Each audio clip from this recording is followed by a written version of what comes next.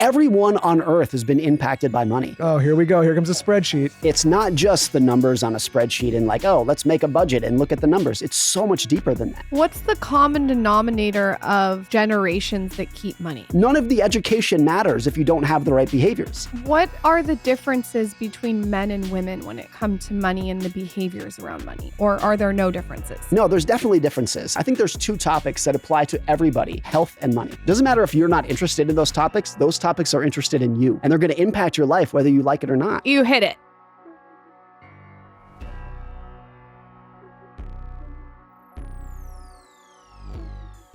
Michael has a literal book of notes for Morgan. I have been, first of all, we're just jumping into this. I have been a fan of yours for a long time. Maybe even when did you used to write for the Wall Street Journal? Yep. Okay, so maybe even then. But when I found your book, The Psychology of Money, I've recommended it so many times. I think anybody that's thinking about getting into personal finance, of course, you could read all the main ones that have been around for 100 years and you get it. But I think the biggest thing that your book did for me personally, and what I try to tell other people, is it teaches you a lot about how you think about money and a lot about how you feel about it. And I don't think, one, you're really ever taught that in school. I mean, in terms of personal finance, we're really not taught a lot, but in terms of thinking about how to feel about finance, basically nothing. And so what it did for me was it created a lot of calm in my life when I think about personal finances. And I think it'll do the same for a lot of people if you guys haven't checked out Morgan's book. So Morgan, welcome to the show. Thank you for doing this. Glad we got to. Well, thanks so much for having me. And that's great to hear. And I feel great to hear that. I think we should just end the podcast right there. Let's just end on a high note right there. Thank you everybody for listening. Morgan is now. No, so so to start, for people that may be unfamiliar, and we're going to dive into a lot of stuff here. How did you get involved writing about personal finance, and how did you become interested in the first place? Maybe just a little background. Yeah, so all throughout college, I wanted to work on Wall Street. I wanted to be an investment banker. I wanted to work at Goldman Sachs, be a big, high-powered hedge fund manager. Back in the early mid 2000s, pretty much, it was so common for young males in college to want to do that. Finance was like the center of power. And when you're 19 or 21 years old, that's the most appealing. So I fell for that trap, and that's all I wanted to do. I graduated college in 2008, which was a terrible time to graduate and want to work in finance because that was the financial crisis. Lehman Brothers went bankrupt. The economy's a mess. Everybody's laying people off. So nobody was hiring someone with a finance degree. And it was a terrible time. And so kind of just by pure accident, just pure serendipity, I stumbled into a job as a writer at the Motley Fool, which is a finance company that writes about the stock market. I had no interest in writing. I never wanted to be a writer. I honestly viewed it as like an embarrassing step down. Like, I'm a writer now. I'm a blogger. Back when blogging was like not a cool thing to do, it was like, oh, you don't actually have a job. But I took the job just because I needed it. I needed a paycheck. I needed to make my rent. And so I took the job thinking I'll be a finance writer writing about the stock market. I'll do it for a couple months until I find a real job on Wall Street. But I ended up falling in love with it. Never in a million years would I have thought I would do that. It was never part of the plan. But I loved the fact that I was an outsider. I'm not a financial advisor. I'm not a portfolio manager. I'm not an economist. I'm just a guy on the outside observing what's going on and trying to figure out what people are doing with their money and how they're thinking about money. And then if I can tell a story about it, that's more interesting than the things that you typically read about finance, which is very like math, formula, charts, and data. If I can just tell a story about how people think, that's actually an interesting way that's fulfilling for me and hopefully helpful for other people to teach them about money. Lord, this is why I was excited to have Morgan on, because I think whenever I say finance to her, say like, let's talk about our finances, so many people that aren't interested in personal finance, their eyes glaze over like, yes. Oh, here we go. Here comes the spreadsheet. It's like chemistry, trigonometry is how they view it.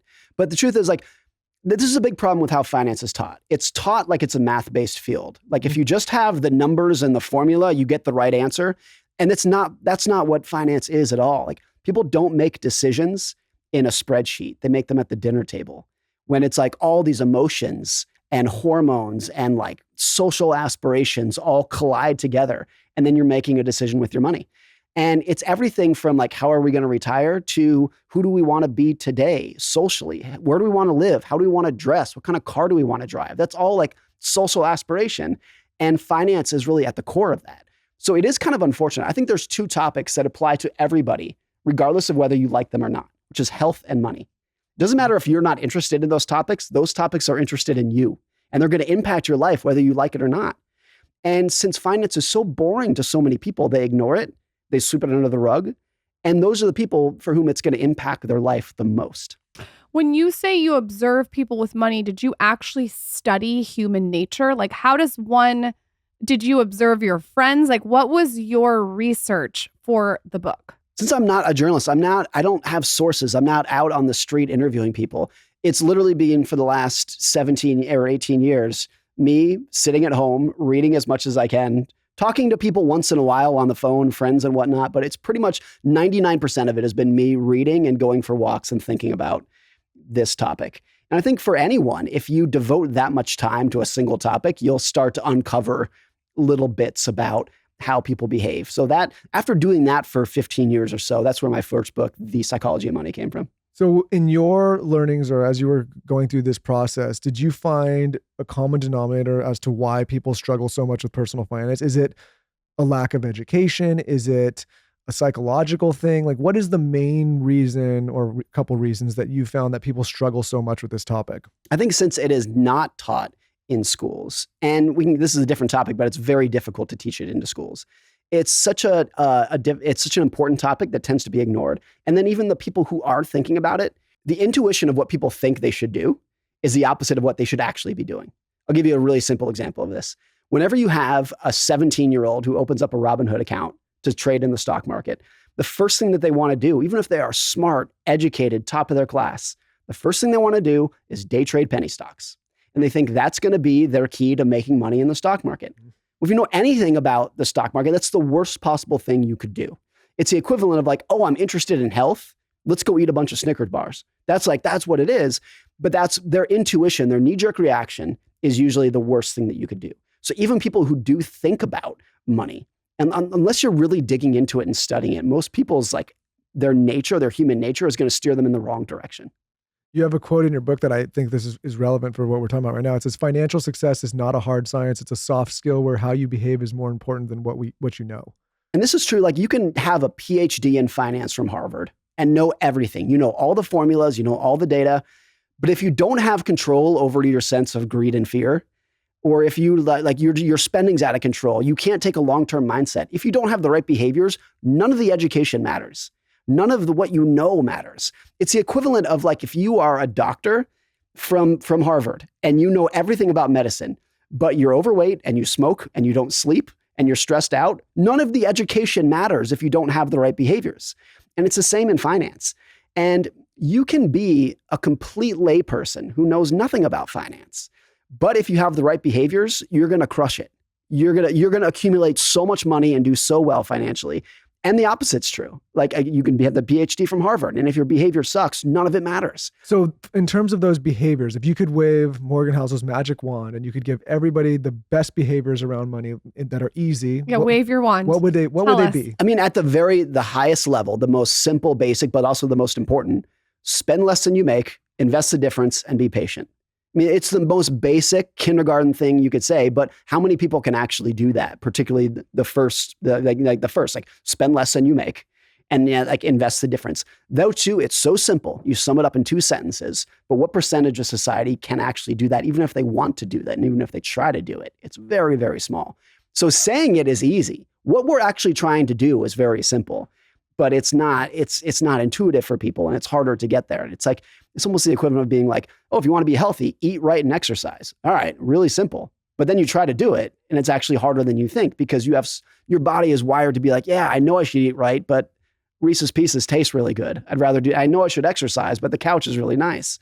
So even if you know it's so simple what you should do, actually getting there is really difficult for people. What are the differences between men and women when it comes to money and the behaviors around money? Or are there no differences? No, there's definitely differences. And it's been documented by in studies that women tend to do better financially. I think If I had to summarize what it is at the highest level, it's that men are much more likely to be like, I got it. I don't need to study. I know this. I'm smart. I can do it. And women are like, no, we should actually try to learn what this is and figure it out. Which is why I think this audience is going to be great for you. Yes. And so I think men bring just naturally, not all of them, of course, this is generalizing, but naturally bring a little bit more ego to the table because it's embarrassing, particularly for an adult male, particularly for a husband or a father, to say, I don't know anything about finance.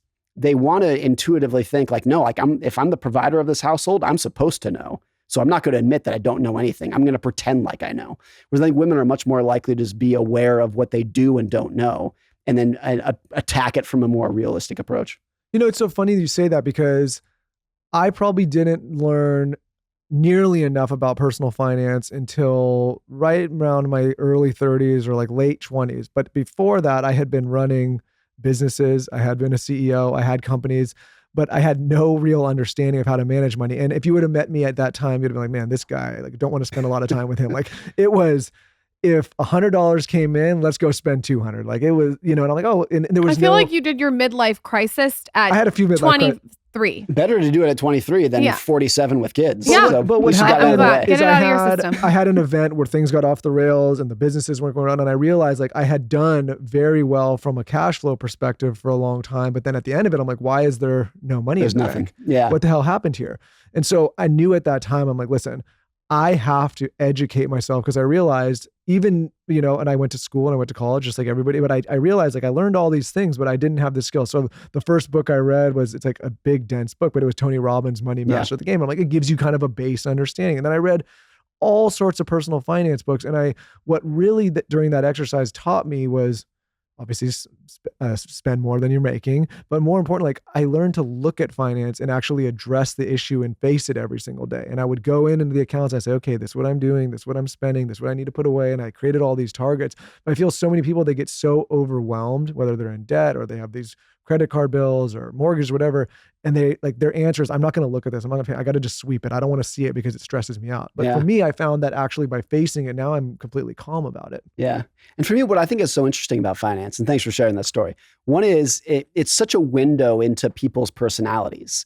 It's not just the numbers on a spreadsheet and like, oh, let's make a budget and look at the numbers. It's so much deeper than that, because even down to like the clothes you're wearing and the car you're driving, that is a social aspiration of like, you're trying to show the world that I am this kind of person. I'm not that kind of person. I'm this kind of person.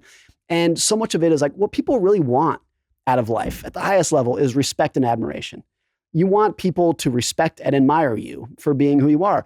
And money is a tool for them to do that. So a lot of times when people are driving a really nice car, living like wearing really nice clothes, really fancy jewelry, like the money is a tool for them to show and to express who they want the world to see them as. And that is so much deeper than just like, let's make a budget. So I think it's the starkest window into who you are as a person. And that's why I think once you get into how you think about money and what are your skills, like, are you spending more than you make? Are you spending less than you make? And like, generally you tend to see people who are spending less than they make. There tend to be people who are like much more focused on the internal benchmark of like, I want my spouse and my kids to respect and admire me, but everyone else, I could really care less. And people who have like a big spending problem, I think if you put them on the therapist's couch and really dig into it, they are desperate for people's attention. They're spending more than they make because they're spending on clothes and jewelry and cars and homes. And the reason they're spending it is because they want other people, strangers, to love them and respect them and admire them. So once you dig into money, I think it's like you start pulling on that thread and all these other things about life come out of it. What's the common denominator of generations that keep money? Like when you look at someone who's done a really good job in history, that's kept the money in the family, what are they doing? From a generational perspective, the one that did it the best, the generation who did it the best, are the ones who grew up during the Great Depression in the 1930s. Makes sense. They were so scared out of their minds and had so much scar tissue coming out of that. Not just that, but then World War II that followed it in the 1940s. That once that was over and the 1950s began, and that generation was like, oh, okay, now we can marry and have kids and go to work. They were terrified. They had been so scarred from that. And one thing that came out of that, for better or worse, was they saved a lot of money and they were terrified of debt.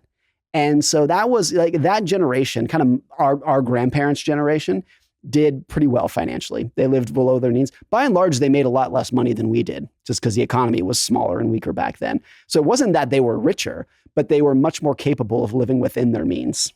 The people that we've interviewed on the podcast that have really hit it big in America, a lot of them come from communist countries, which is really interesting. It's like they know, or they're immigrants. They're just very grateful. It's so it kind of is in line with the Depression era. It's like you're so grateful for what you have that you almost you're smart about keeping it. Yeah, we're all just mirrors of what we've experienced in the past.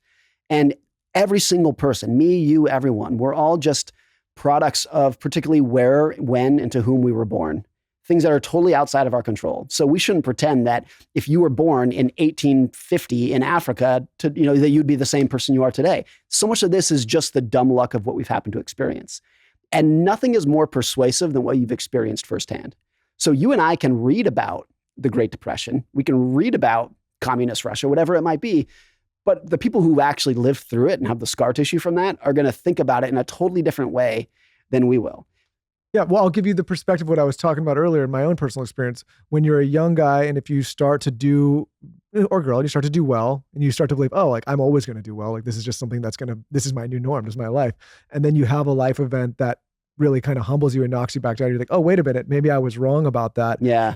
Hopefully you've learned something in the next time at bat. You behave a little bit differently. At least that was the case. But so many people unfortunately don't learn that lesson and they keep repeating the same thing over and over. Where do you think that comes from? Like people that you've studied that make it and then lose it and just keep. Yeah. Like, what? It tends to be like there's a lot of evidence that people don't learn from their mistakes with finance. That the reason you made a mistake is because you are just wired that way. That's what your DNA is.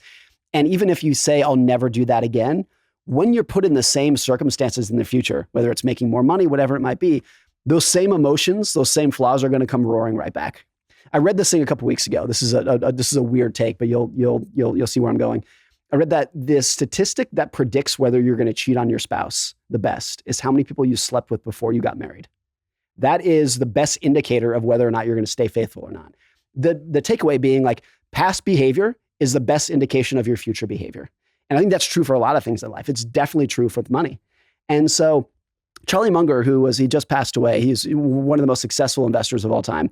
He had this saying that I thought was really interesting. He said, when you're teaching financial skills to young people, they either get it instantly or never at all.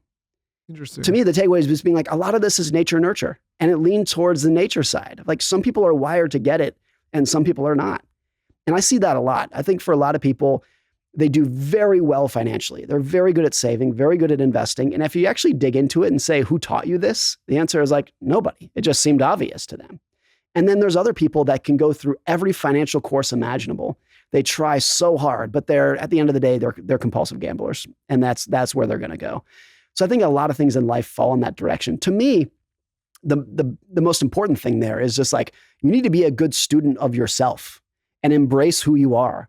And make sure that you're setting up some kind of guardrails in your life, knowing that you are the kind of person who is either really good with money or really not good with money. And don't pretend that you can really change who you are. You need to accept and embrace who you are rather than pretending that either you're gonna learn from your past behavior or that there is just like one right answer to follow without realizing that it's so individualistic between people. One thing that I have incorporated into my skincare routine, wait for it, is organic grass finished beef tallow. It's so good, you guys. It's also known as liquid gold. The one and the brand that I like is by Tutes and Co. This entire skincare and makeup line is 100% natural and they only use organic ingredients. One of the main ingredients that they used is grass finished tallow. They also use organic botanicals and organic cold pressed plant oils. This is my vibe. I love this so much, especially if you're pregnant or you're trying to just clean out your products. This is a great place to start. They never use synthetic chemicals, toxins, fillers, artificial colors, or even synthetic fragrances. So how I started with this line is actually for my kids. I was looking for certain products like a diaper cream, and then I was also looking for something for Towns. He got like a little cut on his side. And then I wanted something for the bath. And I found like a shower gel with Toups and Co. And then I found this stick that they have. It's like a balm and you can use it on your lips. You can use it on a rash. You can use it on cuts. So I started using it on his little cut. I feel so bad for him. He absolutely loved it and it really helped nourish it. You should know that all Toups and Co. products nourish with essential fatty acids to balance the skin's microbiome. I just personally love grass-fed tallow, and this brand does it right. Visit Toups & Co. and use code SKINNY at checkout for 15% off your first purchase. That's Tutes and Co. Use code SKINNY for 15% off your first order. Definitely check out their tallow balm. It's unscented. It's amazing. The stick, I even like the little jars. They're so great. Taking care of your health isn't always easy, but it should at least be simple.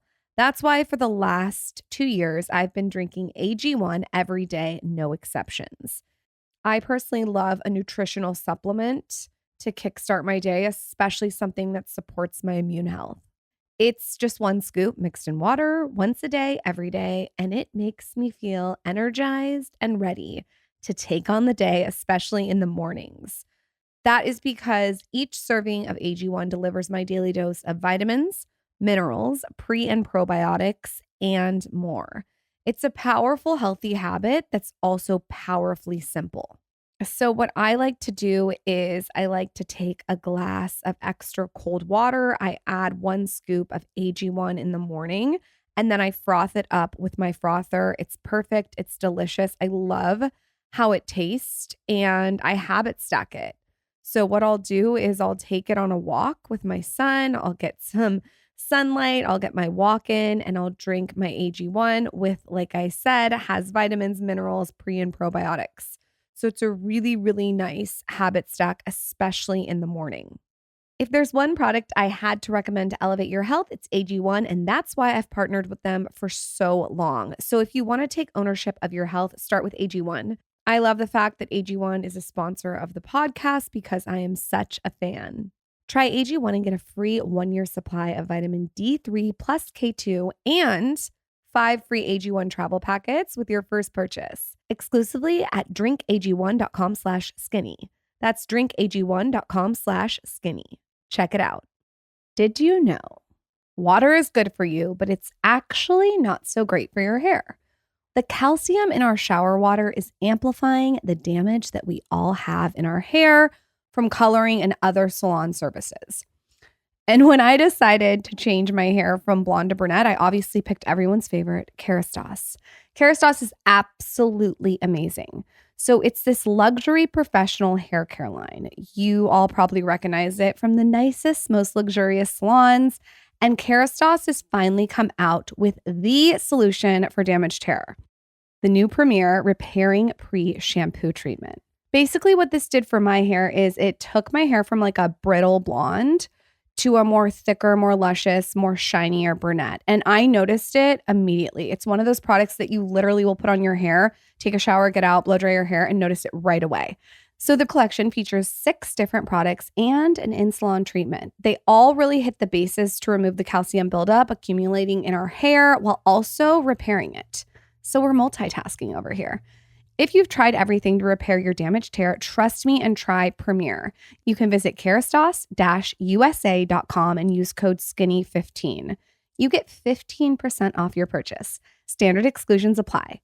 Offer valid through 5/31/2024. That's SKINNY15 for 15% off your purchase at www.kerastase-usa.com. Yeah, you know, when I read your book, because I told you I had read those other which were a little bit more like textbooks. But then when I read your book, I'm like, it really, I mean, you talk about money, but you're not in there saying like invest in this index fund and save this, right? You're really, what I think people will enjoy about it if they haven't read it, it's really an exercise into learning more about you and why you think the things you think about yourself. Yeah.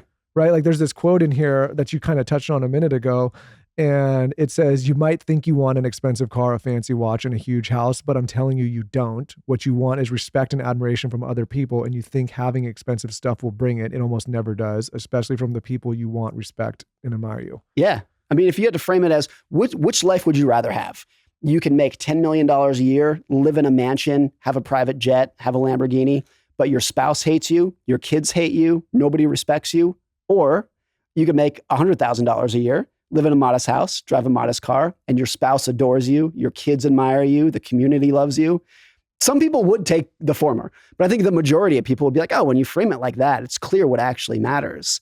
And again, like we were talking about this earlier, how much of your spending is just to seek the admiration of strangers who are by and large not even paying attention to you.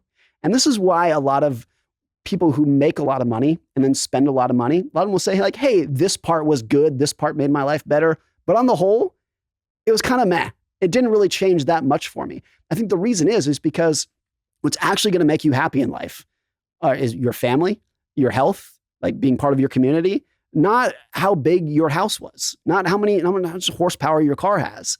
And you really see that starkly when you go out and buy the big house, go out and buy the fancy car, and you wake up the next morning and you're like, I feel the same. Nothing really changed. The best thing about money that I think is that I can buy my time. That Yes. to me is like, if I had to like that, the reason that I want to make money is for my time. I'm obsessed with that. I could not agree with that more. Like and to me, that's what money does. Like, if you're going to use money as a tool for a better life, forget about the fancy house and the nice car. I mean, get a decent one. But if you can use money to give yourself independence and just be able to wake up every morning and say, because I have savings and wealth, I can do whatever the hell I want today. I can spend my time with whomever I want today. I can work as long as I want. I can quit whenever I want. That freedom will increase your life happiness more than anything else that you could, like material that you could buy. 100%. Before we jump to that, because I think we should stay on that for a minute. For people that are listening and they're sitting there and say, easy for you guys to say, of course it'd be nice to buy my time, but I'm sitting here, I have no savings, I'm in debt, I'm stressed about money. If you were to prescribe them, and I know you can't give direct financial advice, but if you were to prescribe them a few things to start getting their financial house in order, what are things that, when people come to you around the dinner table, you're saying, hey, these are things I'd really like to see you to start doing? I think when we talk about financial independence, we should acknowledge that it's a spectrum. It's not black and white. Like, okay, like you're either dependent on others or you're purely financial independent, billionaire kind of thing.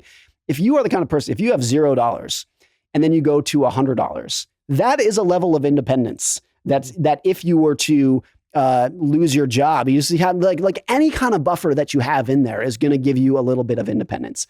If you can increase your savings to $1,000, $5,000, $10,000, now you're at a level where if you got laid off and it takes you a month to find a new job, you're probably going to be okay. Like that is a level of independence that you didn't have before. So it all exists on a spectrum. And if you are the mindset that like, why should I even bother saving if it's not going to change my life until I'm a millionaire or whatever it would be? I think you have to, that's a mindset to get out of your system. Like I have a lot of friends that have that mindset. They're like, I heard the other day, I'll save when my business starts running. Yeah. Yeah. I think it's a really dangerous mindset because the less money that you have, the closer to zero you are, the more that you are reliant on other people or reliant on luck. And any amount, like every bit of savings that you have is a piece of your future that you own. It's a time in the future that's yours. And by the way, debt is the opposite. Like debt is a piece of your future that somebody else owns a claim to. And so just viewing it like that, like literally every dollar that you save is a little bit of time in the future. It's a claim check in the future that's now yours. And I think when you view it like that, like a lot of people have a view of like, why save? Like, what am I saving for? If they're like, I already have a house, I already have a car, what am I saving for? Once you view it as it's a claim check on your future time, every bit that you save is a part of your future that is yours, doesn't belong to anyone else. Then I think a lot of people are like, oh, they can kind of see the clarity of independence coming through. Yeah, I view savings as optionality. Yeah. Meaning, I love what I'm doing right now, but God forbid, like say I change my mind tomorrow. And I'm like, I don't want to do this show and I don't want to run this company. Don't worry, Carson, I'm going to run the company.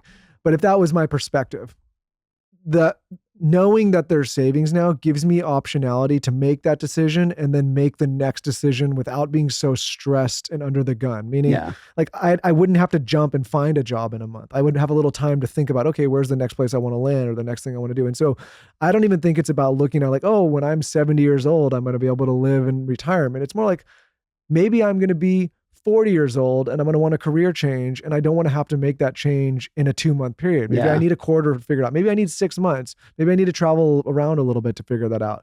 So I look at it as optionality and I think peace of mind. Yeah. Just to not be so stressed all the time. I feel like you get with financial constraints and especially debt, there's this constant pressure to make immediate decisions because you have to, because you got to pay.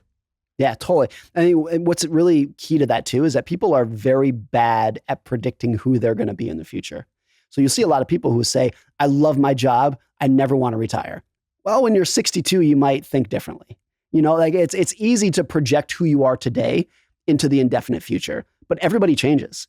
And so that's a big part of this. Yeah. we have a younger sister, or it's her, my stepson? No, Sister-in-law. Sister-in-law, Mimi. Hi, Mimi. And I literally send her compound interest calculators with savings rates in it like every week. I'm like, hey, I wish I learned this when I was 22, 23, 24, 25, because compounding, which we can talk about, is a real thing. And look what $100 a month does over 40 years, or look what $1,000, or look what $10,000 a year does over 40. I'm like, you will be a multimillionaire without even trying or thinking about it if you just went in the S&P. And I send that to her all the time, and then usually use examples of people that didn't do that. And I'm like, look how hard they're struggling and how much they're stressing. I'm like, all they had to do in their youth was like, instead of buying that 2 drinks at the bar, like put that in a fund for a minute. Yeah, it's so like, I understand why if you show that data to an 18-year-old and say, hey, when you're 65, you'll be a millionaire, an 18-year-old cannot even fathom what 65 is like. And the difference, like in their mind, themselves at 65 is more of a different person than just a stranger on the street is to them. It's a totally different person. So I understand why it's hard for some people, but this gets back to the nature and nurture. I think there are some 18-year-olds who just get it instantly. And you don't even need to show them. They just get it. They're like, yeah, of course I should do that. That makes perfect sense. And other people that no matter how much you shove down their throat, they're never going to get it. I am a big believer, and I would love to know your take on the way that you think about money. And I want to phrase this right, especially in front of you. The way you think about money is sort of how it happens in your future. So I believe that there's a poverty mindset and a plentiful mindset. And I think like for me with money, even when I didn't have money, I would wake up every day and be like, I'm going to make money. When I lost money, I'd be like, it's okay, I'm going to make it again. And I believe that that kind of mindset, you obviously need other things with it, helps more money come to you. Yeah. Do you believe that? Yeah, I'll give you an example here. My brother-in-law is a social worker, works with very, very poor, disadvantaged families. And he was talking to this very poor family. I believe they were homeless. And he said something along the lines of like, hey, you're getting this little money from, I don't know, Social Security, whatever it was. Like if you save it for the next week, then you'll be better. And they started laughing at him. And they said, oh, you're a future thinker. And he kind of said, what? And he was like, yeah, you're a future thinker. People like us, the future doesn't exist. Our entire mindset is the next 24 hours.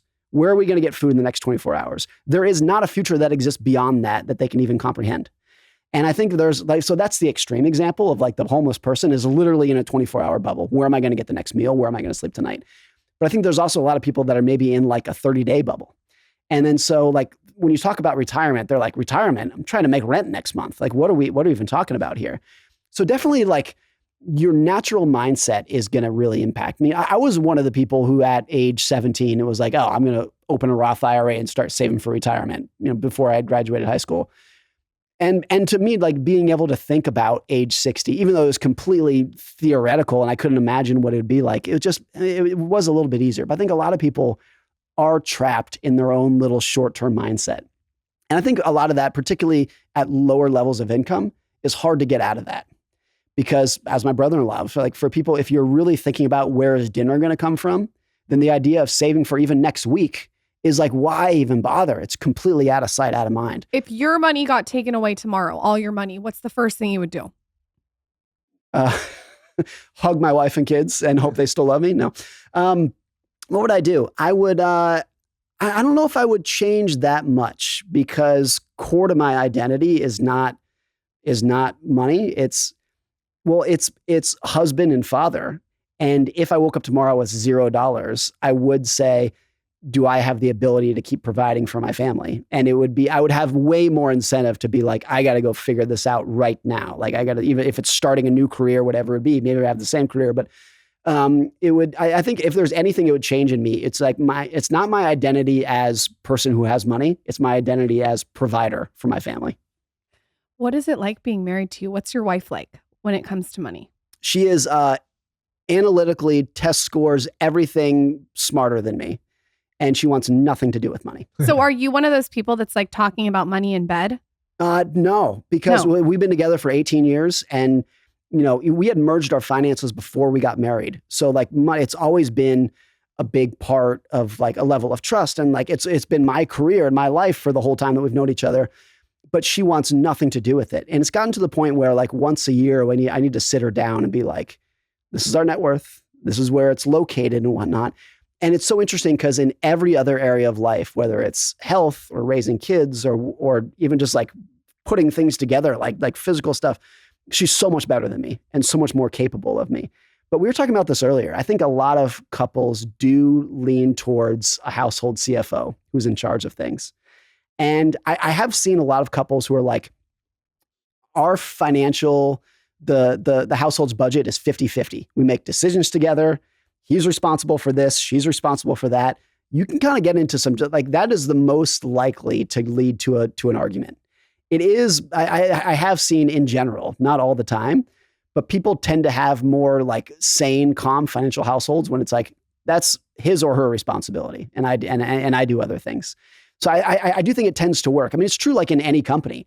You need one CEO who, and the buck stops there. Like it's their decision to like make these decisions. And if they screw up, it's their responsibility. I do think when you merge, when you like split these things, not with everybody. Some people have made it work very well, but I think you're more likely to run into financial debates when it's perfectly like each person is responsible. And I think this is most extreme when you have a married couple that has perfectly split finances. This is my money. That's your money. That's like that. And a lot of people do that. That tends to be a big like cause for later financial problems with people. Yeah. For people wondering, Lauren and I did the same thing. We've been together forever. Money's not been an issue. We basically we put it all together. I probably lead the household financial decisions, but the conversations we're having is I'm always saying like, this is where it is. This is where you get it. This there's no like ask permission, but like this is what, this is the budget we got to follow, that kind of conversation. Like I never want her to not have the information. Yes, totally. I think like obviously one of the biggest issues with finances with couples is one partner discovers a secret from the other, secret debt that you never told me about, secret spending you never told me about. That's a big issue. And for a lot of couples, they will put that up with like infidelity. If you find out that your husband or wife has $25,000 in credit card debt that you never told me about, that's a big problem. I think why that is like we've been saying, like money is so core to your social identity that if you're hiding a big part of that, it's like, man, do I even know you? Like that's a big problem with people. I think the other thing with my wife and I has been, we've always lived so far below our means and had such a high savings rate that like we never have a budget. We never have to think like, can we afford this? Because the truth is like, we don't really want that much. It's never like we're so far from pushing ourselves over the edge that it's been like, we don't really need to talk about it that much. There's really never been an issue. If someone's listening and they want to manipulate their significant other into getting more into finance, what would you tell them to do? Like a little like manipulation, like maybe like a book or like a show something that they can just show them. Here's what I think is interesting is that there are a lot of people, like I said, health and money impact everybody, whether you like it or not. And I know a lot of people, particularly guys, who are so into health and they're at the gym all day and they're like diet. They're like, they got everything. Their health is so dialed. And if you ask them why they do it, they're like, I want to respect my body. I want to be healthy in the future. I want to live it a long time. I want to be able to hold my grandkids when I'm 70. But then their financial mindset is like the complete opposite. They're like, it's just like a YOLO mindset of like, who cares, whatever, let's do it. And if you flip that around, if you told that person that in the financial aspect, they are the equivalent of an obese, smoking, like the kind of person, that's what you are financially. Like, I think that framing has gotten a lot of people's attention. That's a good framing. And I do think too, that if you have no financial background and you're like, I know nothing about it, I really want to get into this. Find something that's going to teach you a financial story. Don't jump into a book that has charts and data and formula because 99% of people will read 3 pages and be like, this is not for me. I'm not going to do that. But everyone on earth has been impacted by money. And if you can find resources or talk to people who are like, let me tell you my story about money. I'm not going to give you any data and I'm not going to tell you what to do because there's so many charlatans in finance, but just like, let me tell you how it impacted me. I think that's a good way because a lot of people will realize that, this fear that I had that I thought was like unique to me, actually almost everyone else is scared about this thing too. Like once you open up about your finances, you realize that everyone has their story. Everyone has their fear. And once you open up about it, it's really comforting to know like how many other people are just like you. Are you dying at all the financial quote unquote gurus that are on social media? Like, it's terrible. I mean, like with very few exceptions, all of them are charlatans. Who's your favorite person that you think is an exception? Who's great? Charlie Munger, but yeah, I mean, there are a lot of people who like have maybe they've written books or they do interviews. But once you have your core identity as like, I'm a financial guru and I'm out to tell you what to do. That's the problem. The biggest issue is that advice that's good for me might be terrible for you and vice versa. Very similar to health of just like, you're like, should you take this cancer medicine? You're like, I don't know. Do you have cancer? Like, do you not have cancer? It's like, there's no one size fits all advice for people. So when you have someone online who says, this is what you should do, you're like, well, you don't know me. Who are you? Are you talking to a 17-year-old or a 95-year-old widow? You'd think the advice is the same for both those people. So anyone who is like online saying you should do this, run for your life because they don't know you. It's why like people they keep writing and say, can you do more like me do a finance episode? And my sentiment is exactly what you think. The stuff that I would say is probably very redundant and very repetitive and not very unique and also not that exciting. And it's like, get out of debt as quick as you can. That means you got to live below your means or change your lifestyle. Live below your means, spend less than you make. It's like very, very boring stuff. Create a savings. Like I have some maybe more granular things, like maybe create a savings account or an investment account that's hard to get to. Like meaning like you can't just wire the money or transfer very easy. Like you have to like write a check or go in. Like, but my stuff is not that exciting. And I think that the best, like to your point, like you don't really have to be a guy on Wall Street. You're not day trading. You're not running a hedge fund. Like all you have to learn how to do is live below your means and save consistently. Yeah. I think this is another problem that the financial industry has given to society. Like a bad thing that they've done is convinced you that unless the person is like wearing a suit and went to Harvard and has letters after their name, that they shouldn't be telling you like that they can't teach you anything about money. So much about money is just like, it's common sense. You could learn from your grandmother. You don't need to hire a fancy financial advisor. And almost to the opposite of that, a lot of the fancy financial advisors in very nice suits are the people who are out to swindle you the greatest. I mean, there is so much money to be made giving financial advice that it has attracted so many people who figured out every trick in the book about how to separate you from your money. And even though there are rules and regulations in place to like kind of weed out like the flagrant crooks from the system, there is so much advice that looks good and sounds good that would be terrible advice for you. And it's really hard to parse out which is which, particularly if you're a layperson. Now, it's not like that. I mean, it's kind of like that with medicine, where you have people selling supplements and whatnot. That's all BS. And that's like there's advice out there that's like, yeah, but that's not really what you should do. But by and large, if you're talking to a doctor who has MD after their name, by and large, for the most part, you can trust it. Like this person knows what he's talking about and they're going to give me good advice. And in finance, that really doesn't exist. I mean, there are some, CFA credentials and whatnot to where you can be like, oh, this person knows what they're talking about. But you don't need to prove that you know what you're talking about to give financial advice. And that's why there's so much bad stuff out there. The Skinny Confidential, Him and Her podcast is sponsored by BetterHelp. Let's talk about online therapy.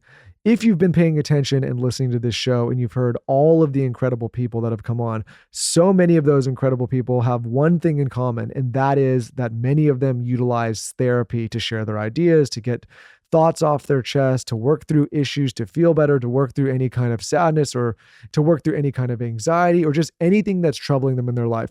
What we have realized doing this show is that we've also benefited from talking to people. It's so important to just share your ideas and get them off your chest. So many of us do such a poor job sharing how we really think, how we really feel, and we bottle things up inside and it affects us later in life in negative ways, which is why Lauren and I are such big proponents of therapy and especially online therapy with BetterHelp. For those of you that don't know what BetterHelp is online therapy, as I mentioned, with licensed professionals that you can do from the comfort of your own home, your office, your phone, your computer, wherever you consume digital content and wherever you connect online. Long gone are the days of having to drive into an office, sit in a waiting room, and then spend time with someone you may not be aligned with. BetterHelp makes it very easy to start online therapy, and you can switch therapists at any time for any reason at no additional charge. So learn to make time for what makes you happy with BetterHelp. Visit BetterHelp.com/skinny today to get 10% off your first month. That's BetterHelp, HELP.com/skinny. BetterHelp.com/skinny. Lauren and I have a weekly newsletter now where we send our favorite resources. And one of the things that I put in the newsletter this last week was Element. We have been talking about Element on this show for a while now. What I love about Element so much, especially after we've moved to Texas, is that this keeps you hydrated. So many of us are running deficient when it comes to our electrolyte balances, and this causes headaches, cramps, fatigue, brain fog, and weakness. For those of you that aren't familiar with what Element is and have not been listening to this show carefully, Element is a zero sugar electrolyte drink mix born from the growing body of research revealing that optimal health outcomes occur at sodium levels of 2 to 3 times the government recommendations. This product was created by Rob Wolf. Rob was a former research biochemist and 2 times New York Times bestselling author and has now sat on the Navy SEAL Resiliency Committee for over a decade. The way that we use it specifically is every time we go to the gym and we know we're going to get a sweat, we put it in our water bottle. It comes in these little individualized packs that you can just dump in very easily. If throughout the middle of the day you start to feel a little slow, sluggish, I just put it in a glass of water, drink it down, and feel much better. And like I said, it's just going to help you stay way more hydrated. I know many of you are now using sauna. This is something that I also carry into the sauna and drink throughout the sauna session as well, or even after. So check it out. Of course, we have a special offer for you. Go to drinkelement.com/skinny to receive a free Element sample pack with any order when you purchase through our URL. Try it totally risk-free. If you don't like it, give it away to a salty friend and they'll give you your money back. No questions asked. There are very low return rates and high reorder rates, so you can feel confident that you're getting a great product. So again, visit drinkelement.com/skinny. This podcast is brought to you by Squarespace. Squarespace is the all-in-one website platform for entrepreneurs to stand out and succeed online. Whether you're just starting out or managing a growing brand, Squarespace makes it easy to create beautiful websites, engage with your audience, and sell anything from products to content to time, all in one place, all on your terms. I have been talking about Squarespace for years now, and I've also been talking about how important it is to own your brand, your platform, your online footprint. We live in an age where we give all of our information, all of our data, all of our control to so many third-party platforms. One of the reasons Lauren and I chose podcasting as a medium is you own the podcast RSS feed and can produce it on all sorts of different third parties. Also, we put so much time and effort into the Skinny Confidential blog, again, because we own it. And now on the commerce side, we put a ton of time into the commerce platform that we own as well. Squarespace lets you do all of these things without being at the mercy of a third party. So whether you want to start creating your own online website to have a presence, to either grow your online personality or your brand, Squarespace has a solution for you. If you want to build your own online store and start selling your own products, you can do that on Squarespace as well. It has all sorts of tools for anyone trying to create any kind of online presence. So head over to squarespace.com for a free trial. And when you're ready to launch, go to www.squarespace.com/skinny to save 10% off your first purchase of a website or domain.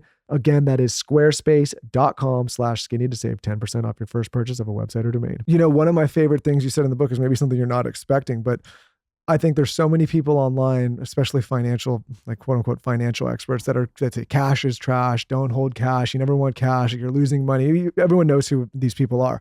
But I was reading your book and there's this part where you say, if having a little more cash on hand enables you to not have to sell your assets in a down market, that cash becomes worth way more than the inflationary cost that you're paying on that cash. And, you know, for years, I probably, since I started saving, I probably keep more cash per se than what a quote unquote financial advisor would say is necessary. Yeah. But for me, what it does personally, and just talking about a unique experience, it gives me a peace of mind where in a down market, if a COVID happens, if whatever happens, I don't have to think about selling my savings assets. I can just say, okay. And I know that it's not quote unquote the best investment in terms of like the cash I'm sure is losing some value. But if that enables me to not sell the things I don't want to sell during a bad time, that cash just became way more valuable to me and personally makes me feel much more comfortable. Does that make sense? I mean, it totally makes sense. I'm just like that too. And it's easy to look at the cash you're holding and to be like, this is a terrible investment. It's not going anywhere. Mm-hmm. And then once or twice a decade, you wake up and realize that it's the most valuable asset you have. Whether it's the stock market crashes, but because you have cash, you're not forced to sell, or you lose your job. And because you have cash, you're like, we're going to be okay. I think one of the worst things any parent will ever have to do, or any spouse could do, is to come home and look your spouse and look your kids in the eye and say, I lost my job and we're going to have to move.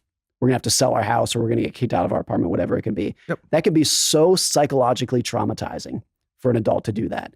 And if your ability to have a little bit of cash on the side says, hey, so that therefore you can come home and say, I lost my job, but we're going to be fine. We're gonna live here. I'm gonna go out, start looking for a new job tomorrow. We're gonna be okay.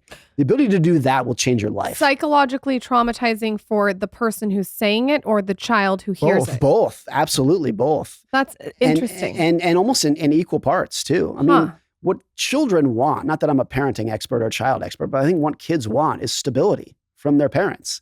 And if you come home and say, hey, this place where we've lived, where you've got friends next door, we have to move. We don't want to move, but we have to do it for financial reasons. That is so unstable for that child. That's gonna leave them. Now, kids are resilient; they'll eventually recover from that. But I think kids really just want stability at home. Yeah, I think the reason that, and I've thought about this a lot as I talk to people in our own lives, like why people don't like to talk about personal finances. Like it's this thing. It's like, okay, that'll be 30 years. I'll deal with that. So that's number one. But they're not correlating it to what we're discussing here, which is back to optionality. If I lose my job today and I don't have a paycheck, but I have a little bit of cash savings, and then I can stay in the house and think about the next move, just that psychological stability right there alone for myself and for the family it's going to pay dividends on that savings. And it's not, this is not like, oh, I need this at 75. It's like, I might need this in a month. I think we're really bad at predicting shit that can go wrong. Yes, that's exactly it. And I think we can't plan for it. if you list make a list of 10 bad things that could happen, recession, divorce, cancer, like make a list of things like that. The odds that at least one of them will happen to you and everybody is almost 100%. Nobody goes through a long life without having some really bad things happening to them. But it's so painful to accept that and think that people just want to be like, I don't even want to think about it. But then when that happens to you, I mean, not to get too grim about this, but I've often thought like the psychological exercise of what if I was on my deathbed tomorrow? Would I regret the fact that I've been a big saver? Like, would I regret and be like, oh, I should have bought a nicer car. I should have done more travel. To me right now, the answer is absolutely not. Because if I were on my deathbed tomorrow, I would take so much pleasure in knowing that my wife and kids are going to be okay financially. They're going to lose. She's going to lose her husband. She's going to lose her dad. But the house, they can stay in the house. I'm going to take all the money on my deathbed. I'm going to be like, sorry, I took all the money. You guys are going to have to figure it out. The last week is going to be really fun. It's okay. But I think that's the way to think about it is like, take those like that extreme and be like, and I think that's a good litmus test for whether you're saving too much or not enough, is to be like, if something really bad happened, would I look back with a sense of regret or be like, no, I'm actually pretty glad and proud that I made those decisions. I want to teach my children the importance of finances. What are some things that you do with your kids that you think will really help them be smart with money in the future? How old are your kids? 4 and 2. We got some time. Mine are 4 and 8. So, okay. And I think what's important, every parent will know this, is that I think the answer to that is you don't necessarily need to teach them because they're watching already, whether you know it or not. Oh, great. They watch everything, don't they? I mean, there's this study I saw years ago that was so interesting, which is that your political beliefs, like 80% of them come from your father's political beliefs.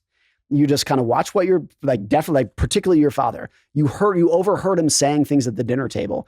But by and large, he did not sit you down for the most part and say, this is why you should vote Democrat or what, and push you in that direction. You just picked it up subconsciously. And I think finance is the same. Like, even if you're not sitting your kids down and saying, I want to teach you about money, they watch you when you go to the store and you say, no, we can't afford that. They watch what you're buying. They watch what you're wearing. They watch, like, overhear you and your spouse talking about money at the dinner table. So by the time your child is a teenager, they already know a lot about you financially. And I also think particularly teenagers have such a natural tendency to rebel that if you sit them down and say, I'm going to teach you about compound interest, that's in one ear, out the next. So that's not a cop-out to say you shouldn't teach them anything. And then the other thing about people being very individualistic is, so our 4 kids are young. And I don't know whether my 4-year-old daughter is going to be, does she want to be a corporate lawyer when she grows up, or does she want to work for Greenpeace when she grows up? Like, I have no idea. So I don't want to steer her in one direction and say, you should definitely do this. This is the lifestyle you want to live, because the lifestyle that I and my wife live might not be right for her. That might not be the best life that she could live. So it gets kind of dangerous to be like, drill into them, like, this is what you need to know. I think the best you can do is lead by example of just like, look, this is how your mom and I, your dad and I manage our money. And like, whatever works for you is going to work for you. I'll give you an example of this. My parents have been vegetarians for 50 years. They've been married for 48 years, something like that. And when myself and my two siblings were growing up, my parents said, this is how mom and dad eat. But if you want to eat meat, go do it. We're not going to force you. So by the time that my brother and sister and I were like 10 and we went over to a friend's house and I tried steak and I was like, oh, that's good. That's some good stuff. We eventually all started eating meat and my parents were totally fine with it. No issue whatsoever. And I think that's a good way to think about money as well, is like, hey, this is how mom and dad do it. I'll tell you why we do it. I'll tell you some of the pros and cons of why we do it, but you got to figure out what works for you. The other thing is that, and this is specific for for high income parents, is that your kids got to make their mistakes on their own. If you're just shoveling money at them and bailing them out in every direction, those kids are completely screwed. You have to let them fail on their own. They need to learn the power of $1. And the only way to learn that is to experience the power of its scarcity, of like needing something but not being able to afford it. I'm obsessed with the way that your parents parented. That's exactly, I've never been able to articulate what that is, but it's like, we're vegetarian, but you can be whatever you want. Yeah. I love that energy. I don't know what it's called. Non-judgmental. But you see, that word judgmental is the most important, because when my siblings and I started eating meat, my parents never looked down upon us. I love that. They never criticized us. There was no side eyes ever. It's always just been, this is what we do. That's what you do, to each their own. I love that. I think you can apply that to anything. We're entrepreneurs. You don't have to be. We like to be on television or film. You don't have to, I think you can use that with every single thing. And I think a lot of angst in young adults comes from, my parents wanted me to be this person, but that's not who I am. It's so many people. And they feel bad that they didn't live up to the expectations of their parents. Totally. And also they feel bad that their parents aren't accepting them. It's a whole shame. Totally. And I think that leads to a lot of depression or a lot of broken relationships between parents and their children. Yeah. I want to stay on the note around psychology here when it comes to finances. And one of the things you talk about is the difference between rich and wealth. And I think, did you say rich is what you see, wealth is what you don't see? Is that from yours? Yeah. So rich, I'm making these definitions up. These are just my own definitions. But I think this is a really interesting topic. Rich in my definition would be, you have enough money to pay your bills. You can pay your credit card bill and your car lease payment and your mortgage payment. You're actually making it work.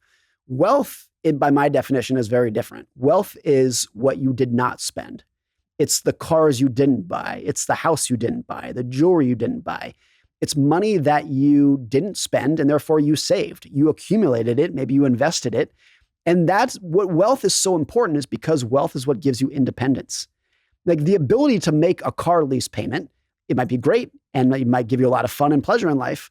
Or you might have a car that you're struggling to pay, but it looks like maybe it's a sports car and it looks very rich, but you're struggling every month to come up with the payment. You're struggling to make it, which is the opposite of independence. At that point, the money owns you. You don't own it. It owns you.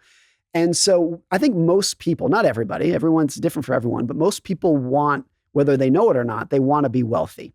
They don't want to be rich. They want to be wealthy. They want to have independence. They want all the monkeys on their back that are giving them so much stress and anxiety today. They want those monkeys gone. And they're going to do that when you have independence, when you can wake up and say, look, I actually hate my job. I'm going to quit it. I actually hate the city. I'm going to move somewhere else. You have the independence to do that because you have money that you did not spend. It's wealth. It's not rich. It's wealth. So I think it's a really important People distinction. use that term "fuck you" money. Yes, my language. Yeah, and I think that they think that it's this astronomical number. To me, "fuck you" money means you have enough to live the life you want to live, specifically to you. Yeah, and you could tell anyone to F off because you have enough as it is to live exactly how you're living. And that doesn't mean you have to have $1 billion or hundreds of millions. It just means having enough for you to be happy. Yeah, I think there are people with driving Honda Civics that have "fuck you" money. Yeah. Because their ability, they're doing exactly what they want. And there's people with Lamborghinis who are struggling to make that next lease payment. And that to me is that's its own form of poverty. It's a weird form of poverty because you're driving a Lambo, but it is very much a sense of poverty because that car owns you. It has got you by the tail and there's nothing you can do about it. Yeah, I always think it's such a tragedy. If you frame it in the way that you are broke and living in stress and discomfort because it was more important to live in a big house and drive a nice car to impress somebody that does not give a shit about you. That is such... that is such a mess to be in because it's avoidable, meaning you did not need to make that decision. You don't need to drive that car. You don't need that bigger house. You don't need that handbag or those nicer clothes or that watch, whatever. You're doing it for an external event that's probably also not manifesting. Yeah. See, and that's important. I do have a lot of sympathy for people in that situation because a lot of them, the reason that they have such a strong desire to live in a mansion and drive a Ferrari is getting back to, they want respect and admiration, and they're not getting it from their marriage. They're not getting it from their career. They're not getting it from their children or their community or their friends. So then they resort to, well, if I have a fast car that goes vroom, vroom, maybe people will like me then because they don't like me for anything else. So I think a lot of it does come from this source of pain in their life. And I think the people who are the most flashy tend to be, not all of them, but tend to be some of the most broken and people who are in the most pain. And they're willing, their desire to be like, look at my diamonds, look at my car, look how great my house is, comes from this deeper internal pain of like, I don't get respect for anything else, but maybe you'll like this part of me.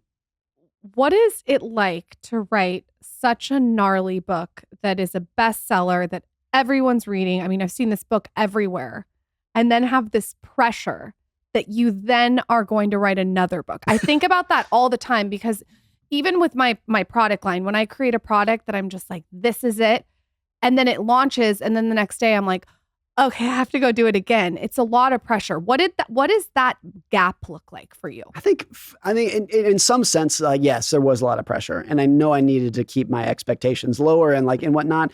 I think for me, it was just like, look, I'm proud of my second book. The really second book think it's is great. amazing. You hit it. Thank you. For those of you that haven't got I just it. wonder what it looks like before it's this. Yeah, to tell you the truth, I don't think I thought about it that much. I've always had this weird quirk in my career where I always say I'm a selfish writer. I write for an audience of one, which is me.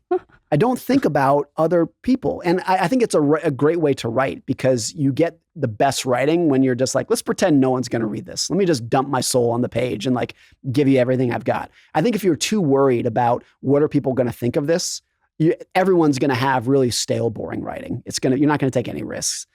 And so I've often done a good job about being like, when I write or when I'm thinking about the next book, like, let's just pretend no one's going to read it. Like, let's just write a book that I want to be written, that I would want to read myself. And then maybe there's a leap of faith that if I like it, other people might as well. What's so interesting about this one is it's such an interesting observation. How did you start observing what you wrote about in this book? Like, tell us when the epiphany came. Yeah, for people that aren't familiar, Morgan's second book, Same as Ever, A Guide to What Never Changes, phenomenal. But yeah, dive into it. I think I'm an amateur student of history. I love reading history. And to me, what's always so fascinating about history is not to read about something that happened in the past and realize how different it was in the past. What's way more interesting to me is to read about something that happened 100 years ago and be like, that's exactly what people do today. Hasn't changed whatsoever. It's the same thing. And I think when you start looking for it, it's everywhere. You can read about what people were doing 1,000 years ago and their sense of greed and fear and like willingness to like cling to their tribe. It's never changed. And there are so many behaviors that have never changed, and therefore they will never change in the future. They're just innate parts of how people work. And those things that never change, I think, are the most important things to study. A lot of this too came from my career as a finance writer. And I just got kind of disgruntled at how bad everyone was at forecasting. Like, when's the next recession? What's the stock market going to do next? Nobody has any idea. Nobody can do it with any consistency. Everyone sucks at it. So then you could say, like, you can become a cynic and just say, nobody knows anything. Don't even try to forecast. Or you can say, well, rather than trying to guess what's going to change in the future, can we just study what never changes and know that regardless of what happens in the future, these kind of behaviors are going to be a part of it? So that's really where this came from. I'll tell you one like specific example of why, like a light bulb moment for me. Not get too nerdy about this. There's a book called The Great Depression, A Diary. And it was written by this bankruptcy attorney in Youngstown, Ohio during the Great Depression. He just kept a personal diary just for himself. Michael's buying it on Amazon tonight. Yeah, I can already see his eyes. If you're a history nerd, wonderful. You got to send him all your books. He loves history. So wait, to clarify, this guy's just writing his thoughts as the days just go his by. Personal diary for himself. Interesting. He doesn't think anyone else is going to read this. I love books like that. And he was a bankruptcy attorney, so he had this incredible window into what people were going through financially during the Great Depression in the 1930s. His son published it in 2010, and it is inadvertently, in my view, the best finance or economic book ever written, because this guy who was writing in the 1930s, he didn't know how it was going to end. Every other history book, the author knows how it ends, and that's going to color what they write about it. This guy writing in the 30s has no clue what's going to happen next. And what's his energy? Lots of it. So like he was okay himself. He was a bankruptcy attorney, so he actually had a lot of business for himself. But he was a very keen observer of what other people were going through. And one of the things that stuck out from this book is I was reading a diary entry from, I think, 1932. And it dawned on me, I was like, if you change the dates in this diary entry from 1932 to 2008, everything fits in. Huh. What he was talking about back then perfectly fit into 2008. And then like 2 pages later, he says, if you change the dates from 1932 to 1894, when they had another recession, everything fits in. So it's like, it's the same thing over and over again. Like the details change, but it's the same movie over and over again. It's funny. Lauren and I got asked to speak at CES, which we went and did, and it was a marketing thing. And it was a tech conference, but everybody keeps out like, what do you guys forecast as the next trends? Like what's happening on TikTok? And I actually referenced your book and I said, in our business, it'd be nice to be able to predict the trends. I don't know anybody that can.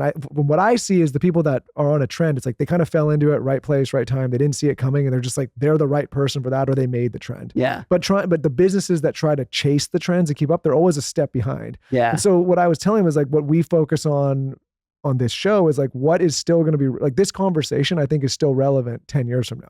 I used to be a writer for the Wall Street Journal. And something that drove me crazy, and all press media does this, it's not specific to Wall Street Journal, but I would write a piece and an editor would say, what does this have to do with this week's news cycle? And I'd be like, it doesn't. And that's why I think it's relevant. I always thought that if I was writing an article that was going to be stale next week, it wasn't relevant at all. I wanted to write something that would theoretically, if you'd read this 10 years from now, you would benefit from it. And so I think that idea of like what never changes, let's just focus on that rather than getting sucked into the hype cycle or like the ignorance of thinking that you know what is going to change when nobody does. I think it's really important. Speaking of the news, I think this is very relevant. There's a chapter in the book, I can't remember the exact name of the chapter, where you talk about the difference between the news we see now compared to the news people used to see. Yeah. And you talk a lot about back then, if you were reading, it was mostly local news, whether it was a local paper or a local news station or TV station. And tell me if I'm wrong as I'm saying this, a lot of the time you would see a lot of really good news. Yeah. And every once in a while you would see some bad news because the chances of something bad happening in a small town were rare. Yeah. But then if you expand that to city, you see there's a greater chance for bad. If you expand it to state, greater chance. If you expand it to, country, even greater. And if you expand it to world, there's 100% chance you'll see something bad. Yeah. And I think the point you were making is the world actually maybe hasn't gotten as bad as we think it has. It's just we're exposed to only the bad stuff all the time. Exposed to it. Like the local news writes about the high school football game and the new bakery down the street that just opened. Global news writes about terrorist attacks and plane crashes and wars. And just because, people there's an attraction to pessimism because you have to be able to, it's natural to pay more attention to bad news than good news because you have to be able to survive the bad news in order to benefit from the good news. So people are they're drawn much starker to bad news and good news. And yeah, once you expand it from local news to national news to global news, all you're going to hear about is bad news. I think it's left people more pessimistic than they should be because they turn on the news, they read the news, and it's bad news, bad news, bad news, bad news. And they miss that they're actually living in a world that is way better and safer and more prosperous than it very likely was in your parents' generation and your grandparents' generation. But you don't know that because every day you turn on the news and it's more bad news. And so I think just when we went from local news to national to global news, it totally shifted people's mindsets of their perception of the world. How do you consume the news? I read lots of different news. I don't pay too much. I think if you get a tribal affiliation with any news organization, whatever it would be, that's a recipe for disaster. I try to read as much as I possibly can from a dozen different news sources. And I would also say that I read more books than I read news articles because I'm more interested in what's never changed. So yes, there are things I want to know what happened in the world today. And I want to know, is there war, things with the presidential election? I want to stay current on what's going on. But mainly what I want to learn about is something that was relevant 100 years ago as it is today. And so I'm much more likely to read a history book than the news. And I think that actually gives you a much better perception of what to pay attention to in the news if you have a keen sense of history. There's this great quote that I love, which is, everything seems unprecedented if you haven't engaged with history. which is like, if you're not a student of history, everything seems like this is the first time it's ever happened. And like, this is really bad. This economy is really bad. This election's really bad. If you're a student enough of history, you're like, no, it's been like this forever. And Michael's these same literally behaviors, popping a boner right now. This is his favorite. watch out. Literally, this is his because- favorite. You guys should be in a book club together. It sounds like he's speaking. He loves saying in this. another life, and I joke about this, I would have been a history teacher. Yeah. Because I love history and I love reading about random things. But I love in your book what you even wrote about the pandemic, because I think you said something, and again, like I'm just trying to recall from the memory bank here, but I think you said something like, in the past, this may have been like one page of a textbook. Yeah. This happened in the early 1900s because it happened so often. pandemics all the time back then. It but was a normal because part. Yeah. we haven't seen them for so long, and because, again, people, even if people don't want to believe this, life has improved so much, especially from medical advancement standpoint. This was so far removed from what people are used to dealing with, when in the past it's like, oh, another pandemic's here. Like, here we go. Yeah. People, plague, sick. And so we freaked out and we behaved in a manner that our ancestors would have just been like, oh, it's just like another day. If COVID happened at any point before 1900, the people living at that time would have been like, yeah, we got a pandemic and millions of people died. Like, welcome to the real world. But because we got so good at preventing pandemics with vaccines and whatnot, that when COVID happened, everyone was like, holy shit, what is this? Like, this might kill me. This is like, it was such a rare thing. And I think it's probably true for wars as well. Like, for most of history, there's a lot of wars all the time, and it's going to impact you. It's not overseas, it's in your backyard. Or raiding or whatever it may Yes. be. Yeah. And like, now that we've gotten to be a more peaceful society, when there is a war that happens, it's a much like, oh my God, like the world's coming to an end kind of thing. So I think a lot of things that have improved life, like we're healthier and we're safer, it means that when you do have a bad event, people don't know how to respond to it. Yeah, I worry about that all the time, that we've created such big safety bubbles that the most minor adversity, and I'm not saying COVID was minor, but I'm saying the adversities that would not have been maybe as adverse to our ancestors are so significant for us that we just don't know how to deal with them, because we're so, I mean, when I tell some of our younger sisters that the world has actually improved and that we're actually safer and that our circumstances have actually gotten better, they look at me like I'm a nut. I'm like, well, if you're reading bad news all the time and you're consuming bad content and you don't know any history and you don't realize that it was likely that some raider showed up in your backyard and chopped off your head and raped your wife. I mean, this is very extreme. Like, this could happen. It happened all the time. Like, you can't contextualize how good you have it, if that makes sense. And I would rather live in a world in which I'm shocked and scared of COVID because I've never experienced it, than live in a world in which 4 of my 5 kids die before age 5.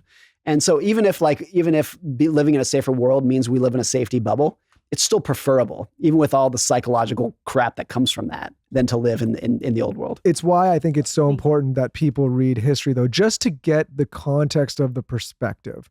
Like, maybe you don't have to be a history buff, but just to be like, oh, these other things happened and like, we actually have it pretty good. I just think it puts you in a greater mindset to be more grateful for the time that you're in. There's a book by Adam Smith, and I think he's talking about the 1700s in England, and he's talking about like out in the country, not in the city. And he said, it's paraphrasing, but he said, it's not uncommon to meet a woman who's had 20 kids and 18 of them died before age 5. Can you imagine? And that was what life was like not that long ago. That's probably an extreme example, but maybe it's not 20. Maybe it's 10. You had 10 kids and 7 of them died. My gosh. I mean, it's been common in cultures that to and even not if you had them, name how your long child, did they live? Right. You know, it's been common in a lot of cultures to not name your child until they're 3 or 6 months old, because the odds that they were going to die before 3 or 6 months was so high that it's like, don't even give it a name yet, because it's not going to stick around. That's most of history. And so I think that's where, like you said, if you become a student of that, and then you think about what people are worrying about and scared about and pissed off about, you're like, do you know how good we have it today? Like, nothing is better at giving you perspective than reading history.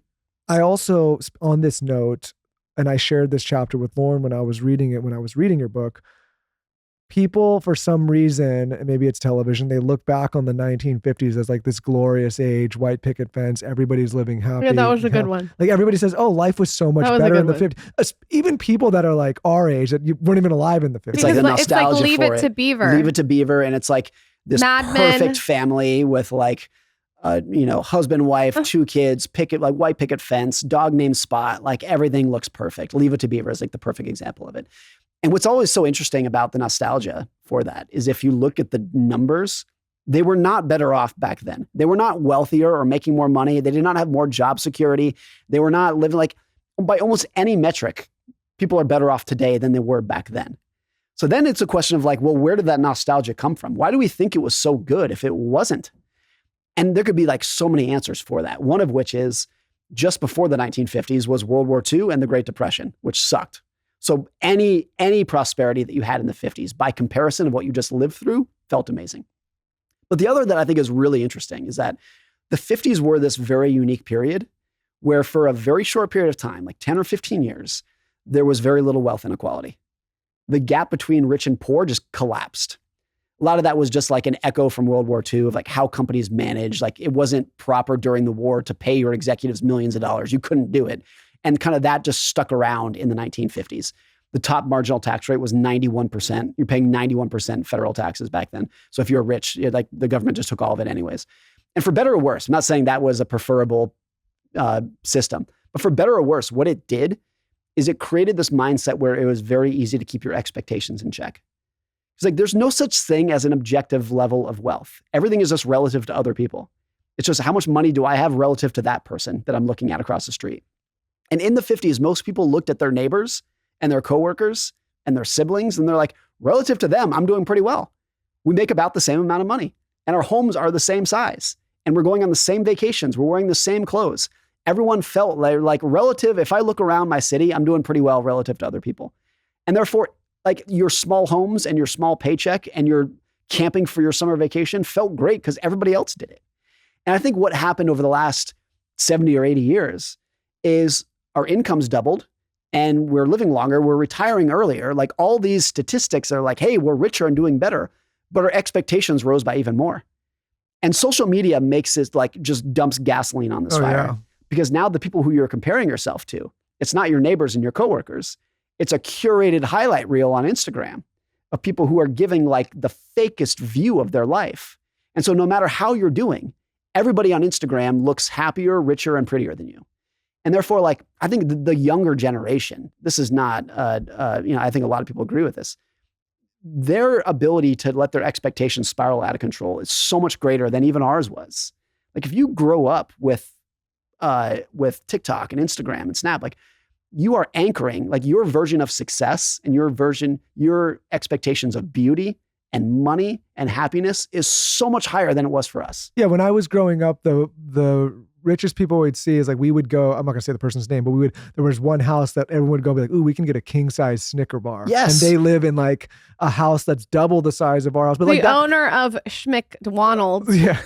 But anyways, the point is we would see like something like that. And that we used was to like trick or treat together at 12. But to your point, like we were, Lauren and I didn't get smartphones. I graduated in 2009, so it was similar.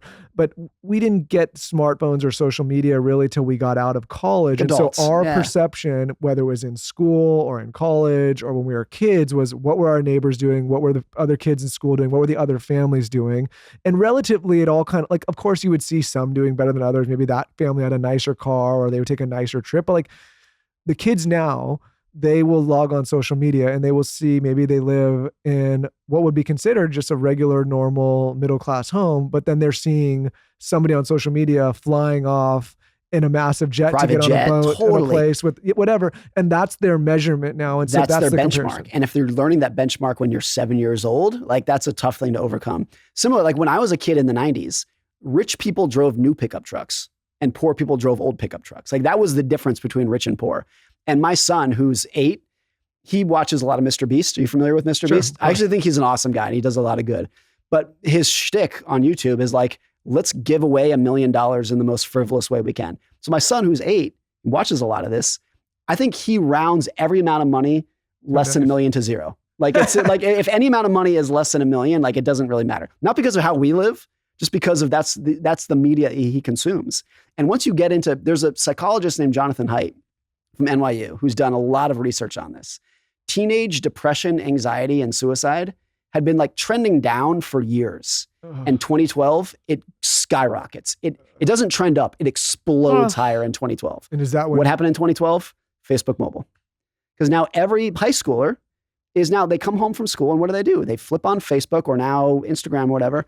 And they're looking at people who are prettier, happier, and richer than them. Do you think the pendulum's going to swing though? For me, I find because of all social media now that I crave thinking time, walking, meditation. Like I crave all these things that I don't know that I would necessarily crave if we did not have social media. Yeah, I think you crave it. But for most people, including me and maybe you, like even if you're craving that walk, how much time do you spend scrolling Instagram? Like a lot. Like those companies are big and successful and worth $1 trillion. And Mark Zuckerberg is one of the richest men in the world because it works, because it is so addictive to sit there and scroll through.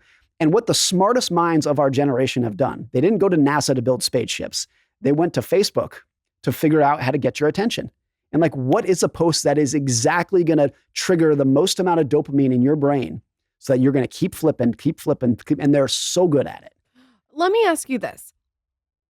If you were to predict the future with all of this, what is never going to change in 20 and 30 years? I think there's a really good chance that our grandkids are twice as rich as us. They're living way longer. They're living in a more peaceful world.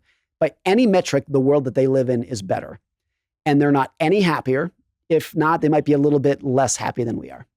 I think that's what it is. Like it's always been the case that your expectations rise with your circumstances. That's always been the case. But it's so much more potent today because of social media. So they're going to look back on us and be like, God damn those nostalgic Leave It to Yes, Beaver. and I think that's exactly right. 2024, they had it all. Well, and they'll live in a world where the median wage is $150,000 a year and they feel broke kind of thing. Because they live in a world in which unless you have 3 Mercedes, you're not doing well. So if you only have 2 Mercedes, you feel like you're falling behind. It's just like, so in the 90s, it was new pickup truck versus old pickup truck. In the future, it's going to be like massive car collection versus, oh, you only have 1 BMW, like poor little you. I think that's where it's trending. It's just a world in which expectations can explode to degrees that we really haven't seen yet. This podcast in your book is going to be one of those things that they look back on, like you're looking back on the depression book. Yeah. No, but it's like, as we've gone through, I mean, both of your books, I think a common theme is having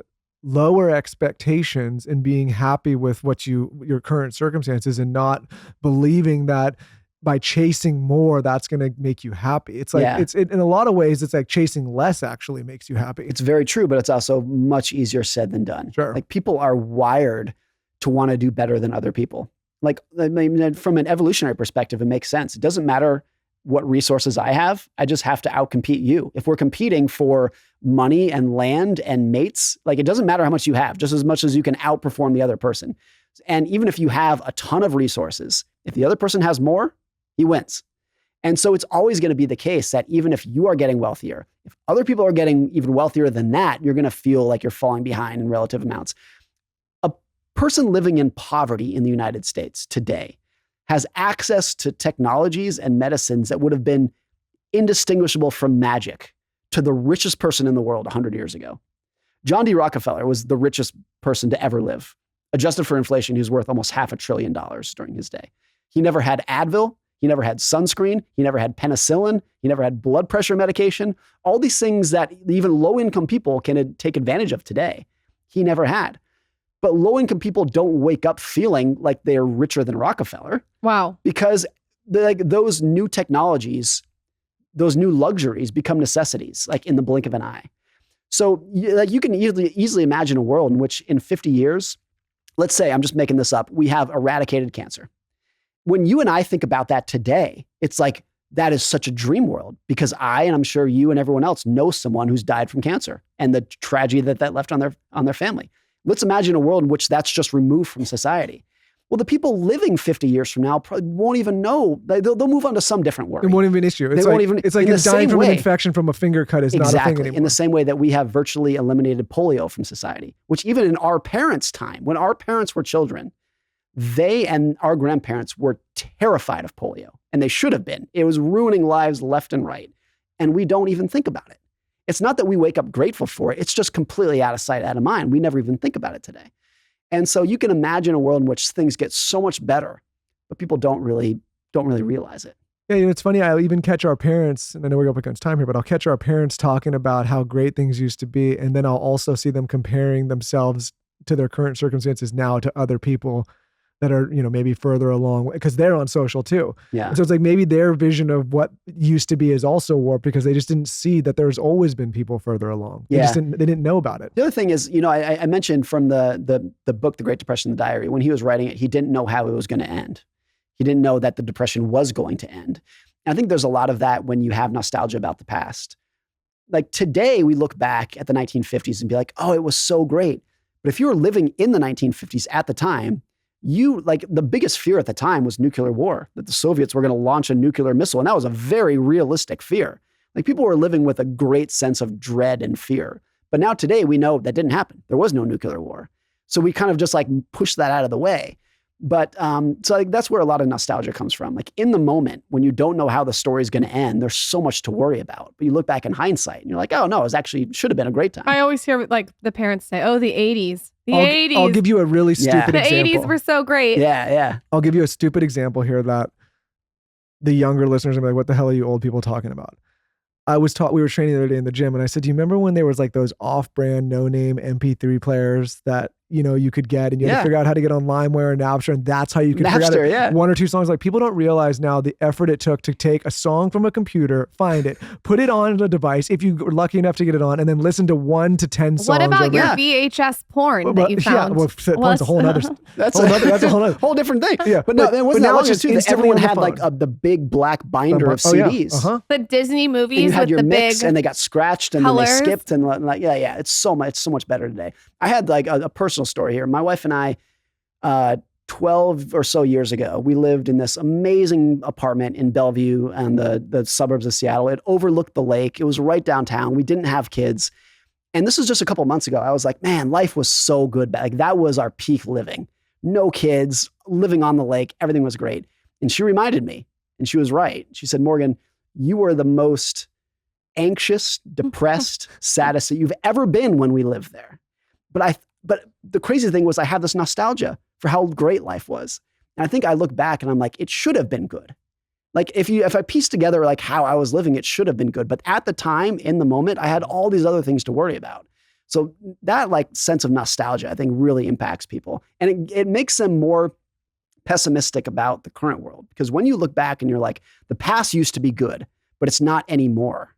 Then like you're bummed out about that. But I think almost all nostalgia is false. Not everybody, but for most people, most of the time, things get better. Morgan Housel, same as ever, in The Psychology of Money. Where can everyone find your books? Where can everyone find your books and your Instagram? Well, everyone buys books from Amazon. That's where it is. But it's everywhere. The guide to what never changes. We're going to Amazon. If you're an old schooler and you're still going to Barnes and Nobles, it's there too. And then I spend most of my time online on Twitter, where my handle is Morgan Housel. What I am nostalgic for though, going into Barnes and Noble and just perusing the shelves when there was no Amazon, the smell in there. Yeah, I do miss that. I still do it. They're still around. They're making a comeback. There's one here. They're doing well. They have toys now. We should go this weekend. Got to get the toys out. Morgan, where can everyone find your Instagram? I don't post much on Instagram. You'll find pictures of my kids on Instagram. My handle is Morgan Housel. You can go check it out there. Twitter? Twitter is where I spend most of my time. Okay. Same thing. Handle's Morgan Housel. Amazing. Thank you so much for coming on. Thank you. You know what's not same as ever? It is now X. See, I'll never fall for that. I'm always going to call it Twitter. Oh, okay. Sorry. Thank you, Morgan. Appreciate you doing this. Thanks. 10 out of 10.